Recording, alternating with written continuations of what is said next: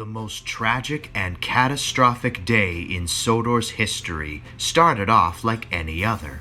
The engines who worked on that railway were very busy. Trains were running smoothly and everything was running right on time. Recently, Sir Topham Hatt had funded the construction of a nuclear power plant in order to attract more visitors to the island. The engines that worked on Sodor had different opinions about it. Some engines were for the new power plant, saying it would boost up ratings and modernize Sodor, while other engines were against this power plant, saying it could be too dangerous and could lead to a catastrophic event if not careful. James the Red Engine, who was at Wellsworth Station waiting to collect Edward's passengers, was against the idea and complained endlessly about it. At last, Edward arrived. "Hello, James. How are you?" "How am I? Oh, I'll tell you how I am. I still don't understand why a nuclear power plant is so important to Sir Topham Hatt." "I understand what you mean, James. Some people and engines are for the idea while others are against it." "Well, what are your opinions on it?" "Me? I'm neutral about it, to be honest with you. Though saying that, I do have my suspicions." "You know what I've noticed, Edward? I've noticed with everything Sir Topham Hatt does is money, money, money nowadays. I mean, money this, money that. Sir Topham Hatt's just like, "Oh, I'm Sir Topham Hatt. I'm gonna spend billions of quid on building a nuclear power plant." I'm not against this power plant because I think it's dangerous. I'm against this power plant because I think it's pointless. I mean, Sodor is the #1 tourist attraction in the world. What do we need a power plant for? Then the conductor blew his whistle and raised his green flag, meaning it was time for James to leave. But as James was about to leave, there was a loud explosion, followed by a loud siren. Right away, the two engines knew what that meant. "Get out of here fast! The nuclear plant has exploded!" Well, you didn't have to tell Edward and James twice. When all the passengers were on board, the two engines raced away as fast as they could. Edward was racing at speeds he had never gone before. Meanwhile, James was terrified and he kept pace with the old engine. The two engines raced past Donald, who was going the other way with a good straight. Then a huge shockwave hit the two engines. The shockwave broke the windows of the coaches. The two terrified engines didn't stop until they got to Knapford Station. When they got to Knapford Station, the passengers quickly took cover inside the station.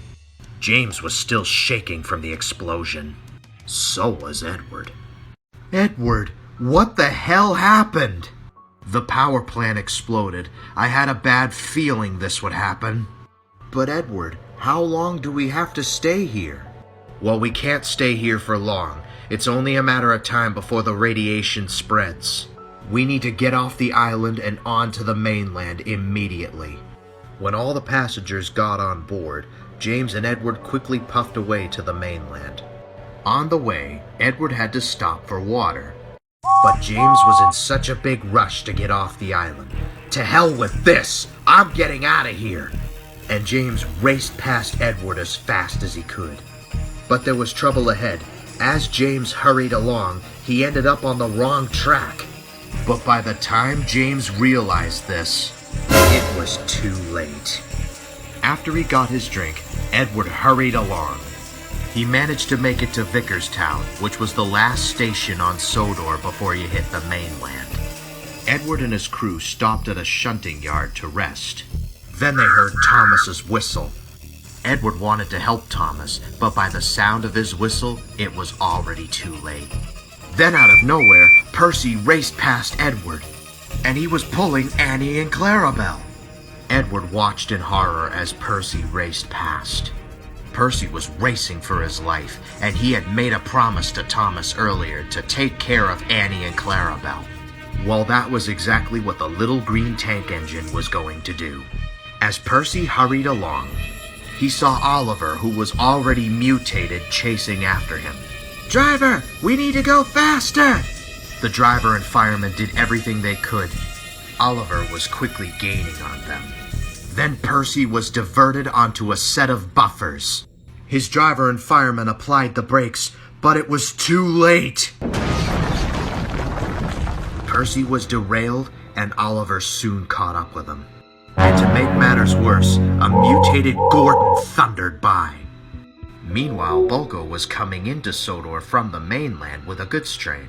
He was on his way to Brendam Docks but was unaware of the situation and ended up in a contaminated area. When Bulgo arrived at the docks, he was snuck up on by Bill and Ben. Except, of course, they weren't Bill and Ben. Meanwhile, Edward was still on the run. He was trying to get as far away from Sodor as possible. Edward stopped in a nearby shed to rest. Spencer was also there. "Hello, Edward. Is something wrong?" Edward told Spencer about the explosion and everything that happened. Spencer was horrified when he heard this. He told Edward that he could stay on the mainland until Sodor was back to normal. As the days turned into months, the situation only got worse. What started off as a Sudrian crisis became a national disaster. There would soon be reports that the mutations were actually contagious, and that engines can get the mutation just by being near a mutant. As a result, it spread to the entire United Kingdom, even Ireland.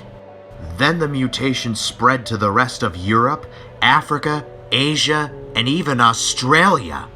And finally, it hit the Americas. And soon, the entire world was affected by mutant engines. Things were not going well at all for Old Man Edward. Today marked the 1-year anniversary of the tragic event, and the entire world is in the middle of an apocalypse. Edward was one of the remaining unaffected engines and was struggling to stay alive. He had been hiding in an old abandoned shed that nobody else knew about. So this is what the world has come to? This is how my life ends? In all my 125 years of living, I have never seen anything like this. The only friend Edward had was his driver. "I agree, old boy, but I'm afraid there's nothing we can do about it. And ever since your fireman died from radiation poisoning, I had to do his work as well as my own. But as long as we stay together, we'll get through this." Then the two heard a puffing noise. "Driver, what was that?" "I don't know, but I think we better hide in case it's one of them." Edward hid in the shed and did not dare make a puffing noise. Then they heard a familiar, unaffected whistle. "Douglas, is that you?" "Aye, yes it is. Who's there?" "It's me, Edward from Sodor." He was happy to see another unaffected engine. "Well, I'll be bait for the Loch Ness Monster. Edward, it's so great to see you." "How are you doing, Douglas? It's been a very long time." "Ugh, I've been better. Ever since I lost Dunny, I haven't been the same engine." "I know how you feel. I lost all my friends, too." "I swear, that fat tyrant will pay for what he did to my brother." "Now, Douglas, don't start putting the blame on Sir Topham Hatt. He did not anticipate any of that to happen. A freak accident was all it was." "I'm sorry that I'm angry, Edward, but can you really blame me?" "Unfortunately, no, I cannot. But if we're gonna get through this, we need to stay together." "Aye, 'tis my intention." Edward and Douglas spent the next 2 days looking for any more survivors. It wasn't long before the two engines heard a puffing noise. Then they heard a deformed whistle. "Oh no, it's one of them. Edward, we need to get out of here." "Wait a minute, I know that whistle from anywhere." And sure enough, in the distance was a mutated Thomas. And he just stared right at the two engines. "That is one ugly creature." "That ugly creature is our friend." Then Edward turned towards the mutated Thomas. "Thomas, do you remember us?" Thomas didn't say anything, but as if to answer him, he made a sad face. Then he started groaning. It was as if Thomas was trying to say something, but he couldn't. Edward felt really sad for Thomas. "You didn't deserve this, buddy. I really wish there was something I could do to help you." "Don't you see, Edward? Thomas is a gunner. There is nothing we can do. Unless somebody comes along and makes some kind of antidote, there's really nothing we can do. Wait a minute. Antidote. That's it! What are you on about, laddie? All we need to do is come up with some type of antidote. The problem is, what's a counter for radiation? Well, if there is a counter for radiation, how are we supposed to get it to the entire world? Then Thomas opened his mouth again as if to speak. Water? He managed to blurt out before going silent again. Water? But you're an abomination. What do you need water for? I think he's thirsty. Here, you can have some of mine. Edward, are you mad? What if more of those things show up? I'm only giving him enough to quench his thirst. Edward gave the mutated Thomas some of his water. Thomas felt a little better after the drink, but was still very sick. He then said, "Thank you," before going silent again. The water seems to improve Thomas's speech. This gave Edward an idea. What if water is the key to defeating this? Now, Edward, you really don't think water would work? Pure, clean water might. And soap. Lots and lots of soap. Edward, there are thousands, maybe even millions of engines in the world. How are we supposed to get it to all of them? If we mix some of the water with cleaning supplies, we might be able to kill off the radiation. Besides, our friends need our help more than anything. Thomas blinked as if to agree with Edward. Edward went off to get some water. He was determined to save his friend. Douglas, on the other hand, was a bit skeptical about it, but if Edward had a plan, that was good enough for him. Douglas was in charge of getting the soap. He was very vigilant and kept a watchful eye for any mutants. When the two engines returned, they got to work. But as they were about to give Thomas the water, they heard a voice. "Stop! Don't pour the water on him!" The two engines looked to where the voice was coming from and were shocked to see Henry rushing towards them with a milk tanker. "Water only makes the mutation worse. If you want the mutation to go away, milk is your best friend." "Henry, you're alive, but how is this possible?" "It's a long story, but right now we need to give Thomas that milk, and fast." And without hesitation, the three engines got to work. They poured the milk inside the mutant Thomas's tank, and then put the soap in. At first, nothing happened. Then Thomas spoke in a full sentence. "Oh, hey Edward, Henry, Douglas, what are you three doing here?" "Bust my buffers!" "I don't believe it. It's actually working." Soon, Thomas's face was slowly going back to normal.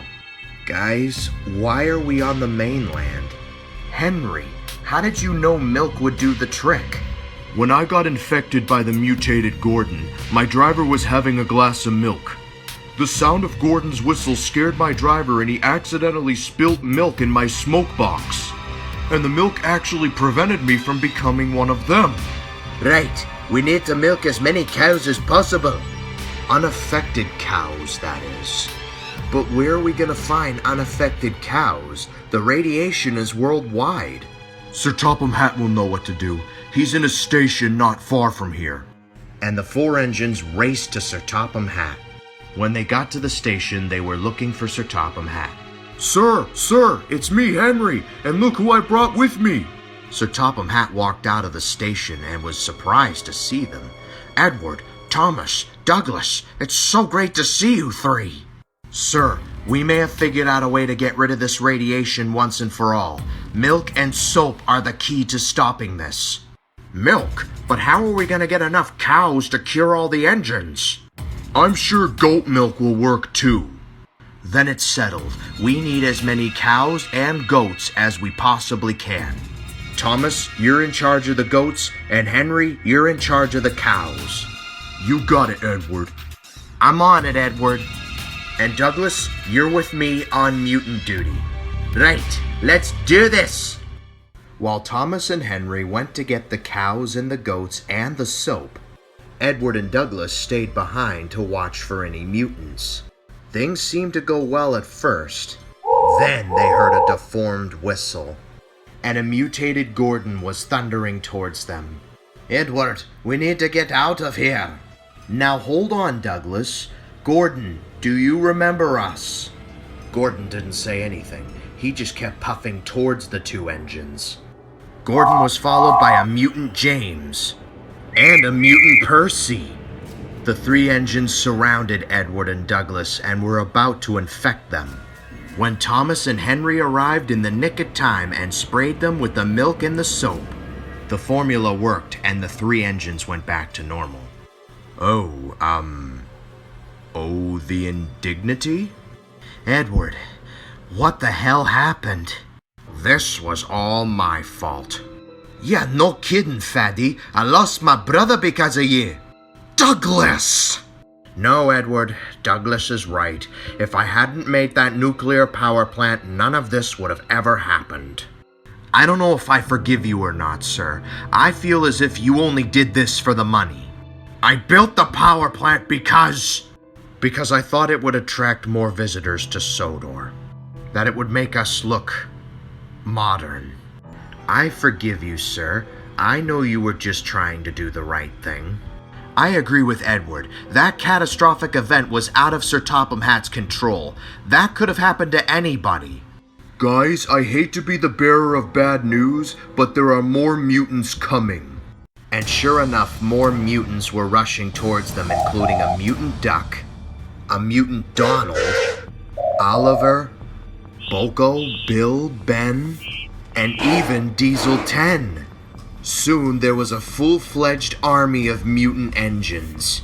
"Fire at will!" Sir Topham Hatt shouted. And without hesitation, the engines began to shoot milk and soap at the mutants.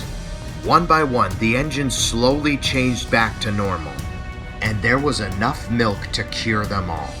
Yes, we did it! All right, hooray for milk and soap! And all the engines whistled in agreement. The first thing I'm doing when we head back to Sodor is making a vaccination site for sick engines. And when they returned to Sodor, that's what Sir Topham Hatt did. The rest of the world soon heard about Sodor's breakthrough, and they followed suit. And soon Earth was mutant-free, and life on Sodor was back to normal. But Edward was still traumatized. Cheer up, Edward. Everything's back to normal. The radiation is no more. That may be true, Thomas, but this year will always traumatize me. I know what you mean, Edward. I hated being a mutant, a monster, a freak of nature. But it was just something that was out of my control. But it's over now, and I know that we can all finally be happy once again. Edward couldn't help but smile at his friend. I agree, Thomas. Even though life on Sodor will never be the same again, at least everything is now back to normal. That may have been true on the standard gauge railway, but way up north in the mountains, the virus was still